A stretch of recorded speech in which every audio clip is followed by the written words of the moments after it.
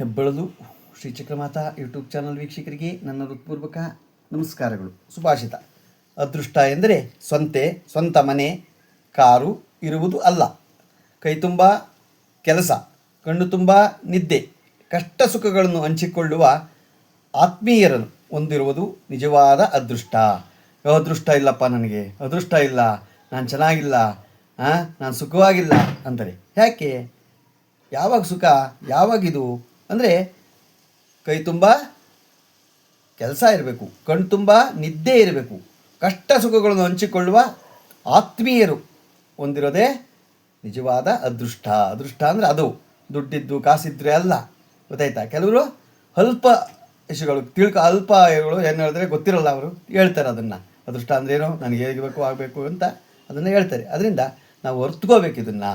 ಇವತ್ತು ನಾವು ದಿನ ಪಂಚಾಂಗಕ್ಕಿಂತ ಮುಂಚೆ ನಾವು ಗೋಪಿಕಾ ವಸ್ತ್ರಾಪರಣದ ಬಗ್ಗೆ ತಿಳ್ಕೊಳ್ಳೋಣ. ಗೋಪಿಕಾ ವಸ್ತ್ರಾಪರಣ ಪ್ರಸಂಗವನ್ನು ಮೇಲ್ನೋಟಕ್ಕೆ ಮಾತ್ರ ಅರ್ಥೈಸಿಕೊಂಡು ಅದನ್ನು ಕಾಮಪ್ರಚೋದಕ ಘಟನೆಯಂತೆ ಚಿತ್ರಿಸುವುದು ಭಾರತೀಯ ತಾತ್ವಿಕ ಪರಂಪರೆಯ ಅರಿವಿನ ಕೊರತೆಯನ್ನು ತೋರಿಸುತ್ತದೆ. ಪುರಾಣಗಳು ಕೇವಲ ಐತಿಹಾಸಿಕ ಘಟನೆಗಳು ದಾಖಲೆಯಲ್ಲ. ಅವು ತತ್ವ, ನೀತಿ ಮತ್ತು ಆಧ್ಯಾತ್ಮಿಕ ಸಂದೇಶಗಳನ್ನು ರೂಪಗಳು ಮೂಲಕ ಜನಸಾಮಾನ್ಯರಿಗೆ ತಲುಪಿಸುವ ಗ್ರಂಥ ಆಗಿದೆ. ಗೊತ್ತಾಯ್ತಾ? ಯಾವಾಗಲೂ ಏನು ಗೋಪಿಕಾ ಸ್ತ್ರೀಯರು ವಸ್ತ್ರಾಪರಣ ಮಾಡಿಬಿಟ್ರು, ಆ ಒಂದಿದು ಕೃಷ್ಣನ ಮೇಲೆ ಅಪವಾದ ಅಂತಾರೆ. ಅದೆಲ್ಲ ಏನಕ್ಕೆ ಮಾಡ್ತಾರೆ, ಏನು ಎತ್ತ ಅಂತ ಅರ್ಥ ಮಾಡ್ಕೋಬೇಕು. ಅದನ್ನೇ ನಾವು ಹೇಳೋದು. ನಮ್ಮ ಹಿಂದೂ ಧರ್ಮ, ನಮ್ಮ ಸನಾತನ ಧರ್ಮ ತಿಳ್ಕೊಂಡಾಗ ಅದನ್ನು ಅರ್ಥ ಆಗತ್ತೆ ಹೊರತು ಸುಮ್ಮನೆ ತಿಳ್ಕೊಳ್ಳೋದಲ್ಲೇ ನಾವು ಮಾತಾಡಕ್ಕೆ ಹೋಗಬಾರ್ದು. ಸಂಸ್ಕೃತದಲ್ಲಿ ಒಂದು ಮಾತಿದೆ, ಪರೋಕ್ಷ ಪ್ರಿಯ ಇವ ಈ ದೇವ. ಅಂದರೆ ದೇವತಾ ತತ್ವವು ಪರೋಕ್ಷವಾದ ರೂಪಾತ್ಮಕ ನಿರೂಪಣೆಯನ್ನು ಇಷ್ಟಪಡುತ್ತದೆ. ಆದ್ದರಿಂದ ಪುರಾಣಗಳನ್ನು ಅಕ್ಷರಶಃ ಓದುವುದಕ್ಕಿಂತ ಅವುಗಳ ಅಂತರಂಗದ ತತ್ವವನ್ನು ಗ್ರಹಿಸುವುದು ಮುಖ್ಯ. ಗೋಪಿಕಾ ವಸ್ತ್ರಾಪರಣದ ಪ್ರಸಂಗವು ಭಾಗವತ ಪುರಾಣದಲ್ಲಿದೆ, ಮಹಾಭಾರತದಲ್ಲ. ಇದರ ಉದ್ದೇಶ ಯಾವುದೇ ಕಾಮವರ್ಣನೆಯಲ್ಲ, ಬದಲಿಗೆ ಆತ್ಮಶುದ್ಧಿ, ಅಹಂಕಾರ ತ್ಯಾಗ ಮತ್ತು ಭಗವಂತನ ಸನ್ನಿಧಿಯಲ್ಲಿ ಸಂಪೂರ್ಣ ಸಮರ್ಪಣೆಯ ಸಂದೇಶವನ್ನು ನೀಡುವುದು. ವಸ್ತ್ರ ಎಂದರೆ ಕೇವಲ ಬಟ್ಟೆಯಲ್ಲ. ಸಂಸ್ಕೃತದಲ್ಲಿ ವಸ್ತ್ರ ಎಂಬ ಪದವು ಕೇವಲ ದೇಹವನ್ನು ಮುಚ್ಚುವ ಬಟ್ಟೆಯನ್ನು ಮಾತ್ರ ಸೂಚಿಸುವುದಿಲ್ಲ.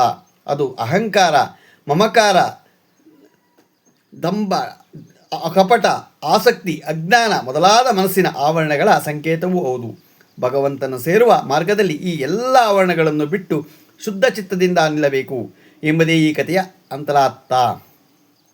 ಸರ್ವಧರ್ಮಾನ್ ಪರಿತ್ಯಜ್ಯ ಮಾಮೇಕಂ ಶರಣಂ ಪ್ರಜಾ ಭಗವತ್.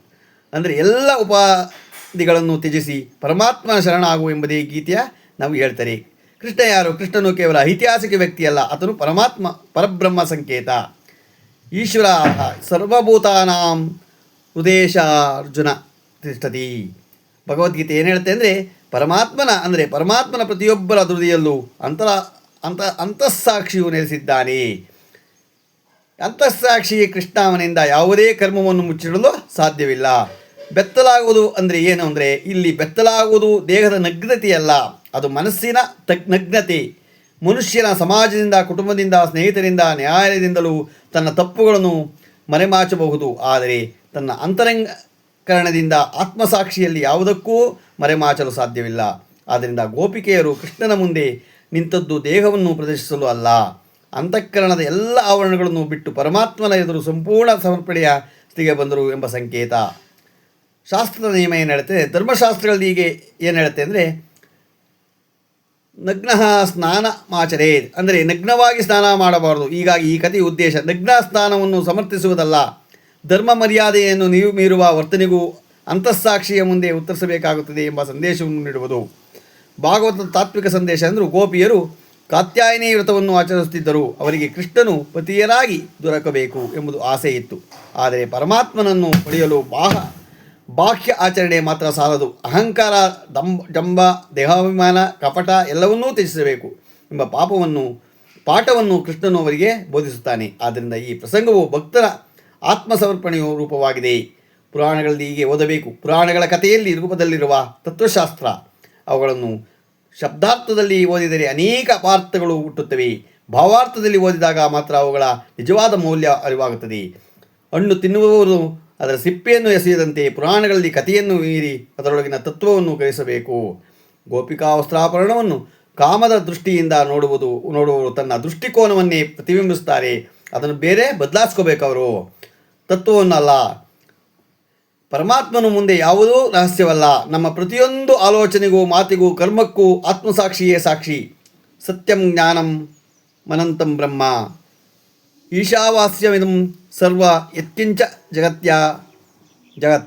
ಆದ್ದರಿಂದ ಭಗವಂತನನ್ನು ಸೇರುವ ಮಾರ್ಗವೆಂದರೆ ದೇಹವನ್ನು ಅಲ್ಲ, ಅಹಂಕಾರವನ್ನು ಬಿಚ್ಚಿಡುವುದು, ವಸ್ತ್ರವನ್ನು ಅಲ್ಲ, ಆ ಅವಿದ್ಯೆಯನ್ನು ತ್ಯಜಿಸುವುದು, ಬಾಹ್ಯದಗ್ಗತೆಯಲ್ಲ, ಅಂತಃಕರಣದ ನಿರ್ಮಲತೆಯನ್ನು ಹೊಂದುವುದು. ಗೊತ್ತಾಯ್ತಾ? ನಾವು ಯಾವುದೇ ಆಗಲಿ, ನಾವು ತಪ್ಪನ್ನು ತಿಳ್ಕೊಳ್ಳದೇನೆ ಮಾತಾಡಬಾರ್ದು. ನಮ್ಮ ಹಿಂದೂ ಧರ್ಮ, ಸನಾತನ ಧರ್ಮದಲ್ಲಿ ಬೇಕಾದಷ್ಟು ಅಡಗಿದೆ. ತಿಳ್ಕೊಂಡು ನಾವು ಹೋದರೆ ಬೇಕಾದಷ್ಟು ನಮಗೆ ತಿಳಿಯುತ್ತೆ. ಇವತ್ತು ದಿನಪಂಚಾಂಗವನ್ನು ತಿಳ್ಕೊಳ್ಳೋಣ. ದಿನಾಂಕ 13/7/2026 ಸೋಮವಾರ, ಶ್ರೀ ಪರಾಭವನಾಮ ಸಂವತ್ಸರ, ಉತ್ತರಾಯಣ, ನಿಜಜ್ಯೇಷ್ಠ ಮಾಸ, ಗ್ರೀಷ್ಮ ಋತು, ಕೃಷ್ಣಪಕ್ಷ, ತಿಥಿ ಚತುರ್ದಶಿ, ರಾತ್ರಿ 6:25, ನಕ್ಷತ್ರ ಆರಿದ್ರೆ ರಾತ್ರಿ 3:38, ಮಳೆ ಪುನರ್ವಸು 3ನೇ ಪಾದ, ರಾಹುಕಾಲ 9:40 9:16, ಯಮಗಂಟ ಕಾಲ ಗುಳಿಕ ಕಾಲ 2:04 3:40, ಯಮಗಂಟ ಕಾಲ 10:52 12:28. ಇವತ್ತು ಯಾರು ಹುಟ್ಟುಹಬ್ಬ ಮಾಡ್ಕೊತಿದ್ರು, ಮದುವೆಯಾದ ದಂಪತಿಗಳು ವಾರ್ಷಿಕೋತ್ಸವ ಆಚರಣೆ ಮಾಡ್ಕೊತಿರೋ ನಮ್ಮ ಹೆಬ್ಬಳದೂರು ಶ್ರೀ ಚಕ್ರಮಾತಾ ಯೂಟ್ಯೂಬ್ ಚಾನಲ್ ಕಡೆಯಿಂದ ಶುಭಕಾಮನೆಯನ್ನು ತಿಳಿಸ್ತೀವಿ. ದೇವರು ಅವರಿಗೆ ಆಯಸ್ಸು, ಆರೋಗ್ಯ, ಐಶ್ವರ್ಯ ಎಲ್ಲ ಕೊಟ್ಟು ಕಾಪಾಡಲಿ ಅಂತ ಕೇಳ್ಕೊತೀನಿ. ನಮ್ಮ ಹೆಬ್ಬಳದೂರು ಶ್ರೀ ಚಕ್ರಮಾತಾ ಯೂಟ್ಯೂಬ್ ಚಾನಲ್ ಯಾರು ಸಬ್ಸ್ಕ್ರೈಬ್ ಆಗಿಲ್ಲ ದಯಮಾಡಿ ಸಬ್ಸ್ಕ್ರೈಬ್ ಆಗಿ ಲೈಕ್ ಕೊಡಿ. ಇದು ನಿಮ್ಮದೇ ಚಾನಲ್ ಆಗಿದ್ದರಿಂದ ನಮ್ಮ ಲಿಂಕನ್ನು ಬೇರೆ ಫಾರ್ವರ್ಡ್ ಮಾಡಿ. ನಮಸ್ಕಾರಗಳು.